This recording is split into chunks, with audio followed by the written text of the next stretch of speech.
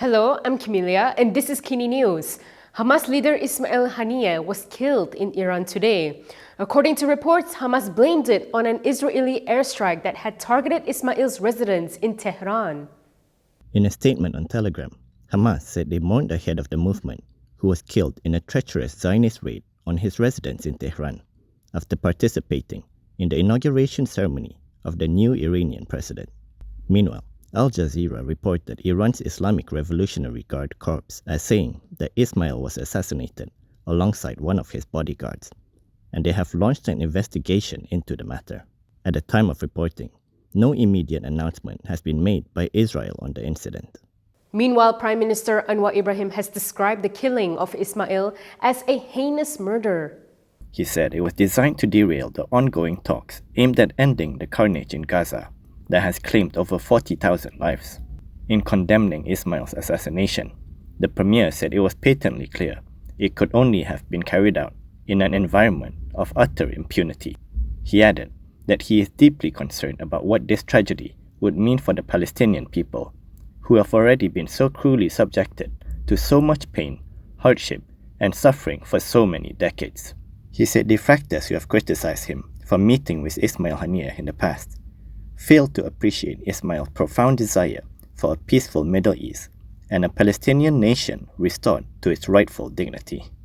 Earlier, Wisma Putra had released a statement on the killing. Several politicians also condemned it and paid tribute to Ismail. Malaysia has strongly condemned the assassination of Hamas leader Ismail Haniyeh. In a statement today, the Ministry of Foreign Affairs also urged for an immediate and thorough investigation into the death and for those responsible to be brought to justice. It called on all parties to exercise restraint while facts surrounding the assassination are being established. Ismail was killed in Iran, where he attended the swearing-in ceremony of the country's new president. Malaysian politicians from both sides of the divide had also condemned the killing and paid tribute to the slain leader. Among them was Amanah President Muhammad Sabu, who said he was shocked and saddened over the news of Ismail's death. In a post on Facebook, he said Ismail was a close friend and also a leader who tirelessly struggled for the freedom and well-being of the Palestinian people who are under the continuing oppression of Israel. He added that although Ismail's death left a void, his fighting spirit would continue to burn in all of us who yearn for justice and peace. Meanwhile, past President Abdul Hadi Awang said the whole world must condemn Israel's cowardly act. He said not only are they responsible for this, but also the war crimes in Gaza. Dewan Rakyat Speaker Johari Abdul, who was also in Iran for the swearing-in ceremony, expressed his condolences to the people of Palestine over Ismail's death. He expressed his solidarity with the Palestinians and prayed for the oppression against them to cease immediately. He added that the Dewan Rakyat also condemns this violence. The Prime Minister's office has criticized Instagram's parent company Meta for taking down a post from Prime Minister Anwar Ibrahim's account. The post featured him meeting the late Hamas leader Ismail Haniyeh in May. In a post on X, the PMO shared screenshots of Instagram notification, which said that it was removed as the post contained symbols, praise, or support of people and organizations that we define as dangerous. In response to this, the PMO said the action clearly shows discrimination against the situation in Palestine and the country's leaders. It also demanded an explanation and urged Meta to apologize regarding the matter. Earlier today, it was reported that Ismail was killed in his residence in Tehran, Iran. Hamas announced his death on Telegram, saying he was killed in a treacherous Zionist raid after attending the inauguration ceremony of the new Iranian president. Before we move on, if you'd like access to news like this and more, subscribe now to Malaysia Kini and support independent media. Tensions between PAS and Gerakan continued today, with a Penang PAS youth leader calling for the party to quit Perikatan Nasional. This came following the war of words between PAS and Gerakan over the role of brewery companies in facilitating fundraising events for Chinese schools. In a video posted on TikTok, Penang PAS Youth Deputy Chief Muhammad Hafiz alias said Gerakan is a liability to PN. He said this is as the act of its leaders in various issues involving alcohol and gambling mirrors that of DAP leaders. He also questioned why they should work together.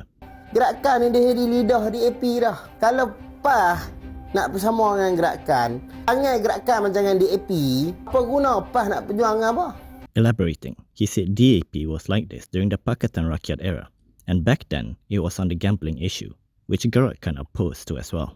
He said PAS wants to stop the Muslims from indulging in forbidden vices that are prohibited by Islam, and questioned if Gerakan is deliberately playing dumb, despite them explaining the party's stance multiple times. Hafiz also cynically said that Gerakan should quit PN as the party hardly contributes, particularly in Penang.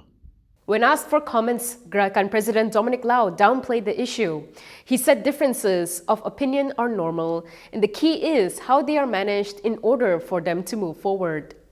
In a statement last night, Lau said that PN has not had the chance to discuss their differences since the coalition's formations before the 15th general election. He added that as a relatively young political coalition, PN still has room to win the trust of more voters based on individual strengths. He said that the time has come for them to strengthen the coalition. Lau's calls to strengthen PN follows an open war of words between Gerakan and PAS leaders over the role of brewery companies in facilitating fundraising events for Chinese schools. On Sunday, Gerakan Deputy President Oh Tong Keong said the party will not hesitate to quit PN if it means defending Chinese education. He also called for all PN component parties to meet amid the rising tensions with PAS. Oh was responding to condemnation from PAS leaders such as its Information Chief Ahmad Fadli Shari and Deputy President Tuan Ibrahim Tuan Man, on Chinese schools working with breweries to raise funds. PAS mouthpiece Harakah Daily had deemed Gerakan's stance to be the same as its enemy, DAP. That is all from me today. For more stories, you can go to KiniTv.com. You can also follow us on Instagram, Twitter, YouTube, and Facebook for the latest news updates. If you'd like access to news like this and more, subscribe now to Malaysia Kini and support independent media. I'm Camelia. Thanks for watching.